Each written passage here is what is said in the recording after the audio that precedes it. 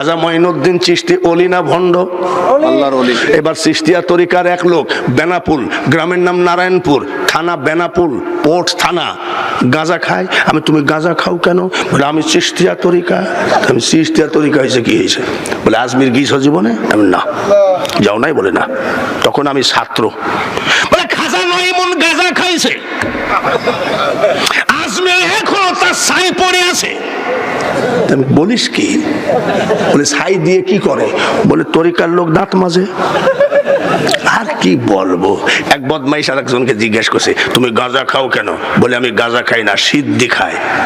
গাঁজার আবার নতুন নাম দিয়েছে, সেটা কি? বলে সিদ্ধি খাও কেন? বলে আবু বকর সিদ্দিক বেশি বেশি করে খাইছে, যার জন্য আল্লাহ রসুল মোহাব্বত করে ডাকতো সিদ্দিক। আচ্ছা বলেন, এদেরকে কি দিয়ে সাইজ করা দরকার?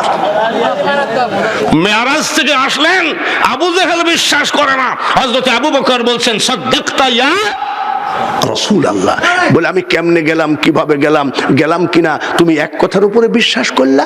হযরত আবু বকর সিদ্দিক বলেন, হুজুর গো, যেদিন আমি আবু বকর আপনার হাতে হাত দিয়ে কলেমা লা ইলাহা ইল্লাল্লাহু মুহাম্মাদুর রাসূলুল্লাহ পড়ে মুসলমান হয়ে গেছি, সেই দিন থেকে শুধু আমি আবু বকর মুসলমানই নয়, আমি বিশ্বাস করি আমার দয়ার নবীর জবান দিয়ে মিথ্যা কথা বাহির হয় না।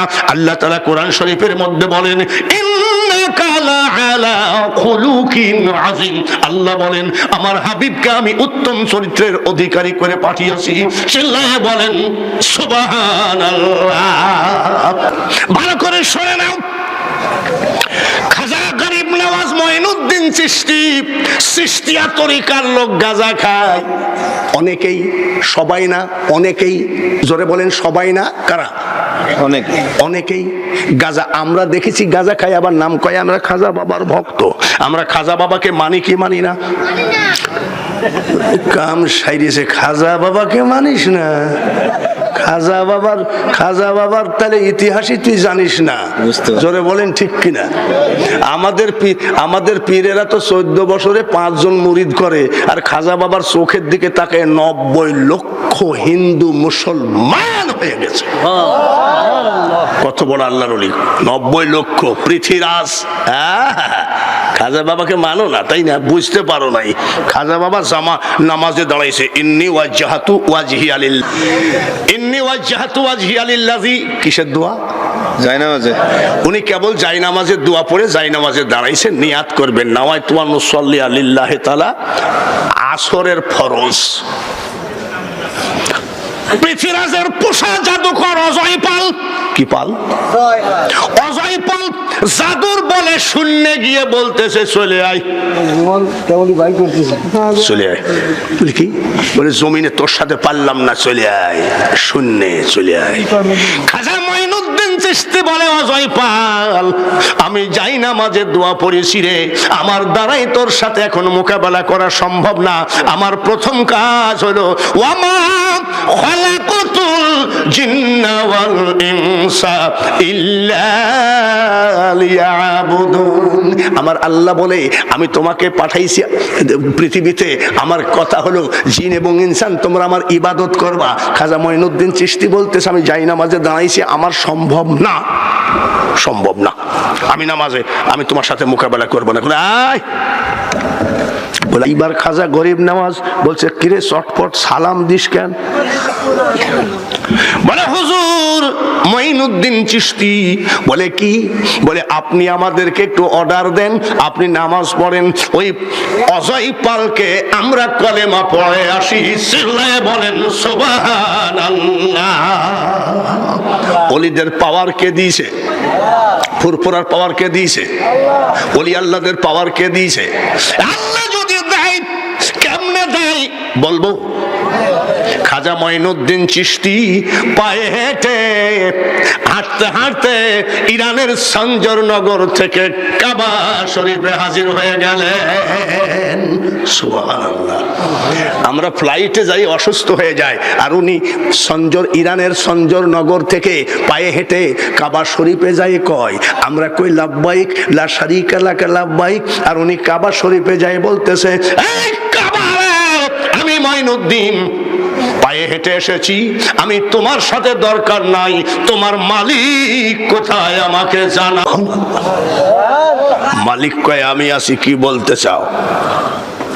তাহলে মাবুদ আমার অবস্থা ভালো না, হাঁটতে হাঁটতে আসছি, আমাকে তুমি মাফ করে দাও। আল্লাহ কয় দিলাম। সুবহানাল্লাহ বলেন। আমি দাঁত ভাঙ্গা ইসলামের মধ্যে থেকে একটা রাস্তা বের করব, সেটা চিশতিয়া। নাও, দিলাম। মাবুদ আমার ভক্তদেরকে মাফ করে দাও। দিলাম। বলে মাবুদ রুহানি জগতে যদি কোনো ভক্ত থাকে তাকেও মাফ করে দাও। তরিকতের ভাইরা আপনারা বুঝবেন কিনা এই কথা এখানে প্রয়োজন ছিল না, তো যদি উঠেই পড়েছে কথাটা বলি। রুহানি জগতে যেসব ভক্ত আমার আছে তাকে মাফ করে দাও। আমরা ছিলাম রুহানি ভক্ত, তার মানে আমরা তো খাজাকে দেখি নাই, যেটা বলে দেখেছি নাকি? আমরা ছিলাম রুহের জগতে, আমরা খাজা বাবাকে মহাব্বত করি, আমরা ছিলাম রুহানি জগতে। আমি আল্লাহ কয় মাফ করে দিলাম। সুবহানাল্লাহ বলেন। এদেরকে বলা হয় ওলি। এদেরকে কি বলা হয়? এইবার রুহানি জগৎ কারা ছিল একটু উদাহরণ দিলে বুঝতে পারবেন। মালিক দিনার বলে একজন আল্লাহর ওলি ছিলেন, তিনি রাস্তা দিয়ে হেঁটে যাচ্ছেন, খুব খেয়ালের সাথে শুনতে হবে, এইসব ওয়াজগুলো এখন আর নাই, আর এখন কেউ করেও না। তো মালিক দিনার রাস্তা দিয়ে হেঁটে যাচ্ছে, 3 বছরের একটা বাচ্চা এই সামান্য পানির ভিতরে লাফালাফি করতেছে। মালিক দিনার বলতেছে ছেলে তুমি লাফালাফি করো না, ঠ্যাং ভেঙে যাবে। কয় বছরের ছেলে? 3 বছরের ছেলে কয় মালিক দিনার আমার পা ভেঙে গেলে আমারই যাবে, তোমার পা সাবধান। মালিক দিনার কই সাওয়ালের বাড়ি কনে? 3 বছরের ছেলে আর আমার নাম ধরে ডাকতেছে, মনে হয় কবেই দেখিছে। আচ্ছা আমি যদি এদিক দিয়ে আসি আর একটা ছেলে যদি 3 বছরের ছেলে যদি কয় কে মখলেসুর রহমান কেমন আছো, আমার এইটা ভাবতে ভাবতেই তো 12 বছর চলে যাবে। সাওয়ালটা কার রে, ঠিক কিনা? মালিক দিনার কয় 3 বছরের সাওয়াল আমার নাম। বলে এই ছেলে তুমি আমার নাম জানলা কি করে আব্বা? তো বাবা এখনই ভুলে গেলেন। মালিক দিনার অবাক হয়ে বলছে এ কি ব্যাপার? বলি ঘটনা কি, তোমাকে তো আমি কোনোদিন দেখি নাই। মালিক দিনার ভালো করে শোনো, এদেশে এলমে লাদুনি এলমে তাসওয়াফ আধ্যাত্মিক কথাবার্তার ওয়াজ নাই, যেগুলো বলার প্রয়োজন মনে করি না। যে দেশে নাই সে দেশে এগুলো চলে না। কথাটা যখন উঠেই গেছে বলি। মালিক দিনার বলছে এই মালিক দিনার এখনই ভুলে গেলা, কোথায় দেখিছ? সমস্ত রূহগুলো আল্লাহ এক টাইমে সৃষ্টি করেছে। সমস্ত রূহকে একটা ঘরের মধ্যে ঢুকায় আল্লাহ ইন্টারভিউ মানে পরীক্ষা নিল। আলাস্তু বিরব্বিকুম, আমরা সবাই বলেছিলাম ক্বালু বালা। যখন আল্লাহ ইন্টারভিউ নেয়, তোমার আত্মা আর আমার আত্মা দুজন পাশাপাশি ছিলাম। আরে বাপরে, কি সাইড দেখানি ব্যাপার। আল্লাহ বলেন রুহানি জগতের ভক্তদেরকে মাফ করে দিলাম। ওইখান থেকে বাবাজি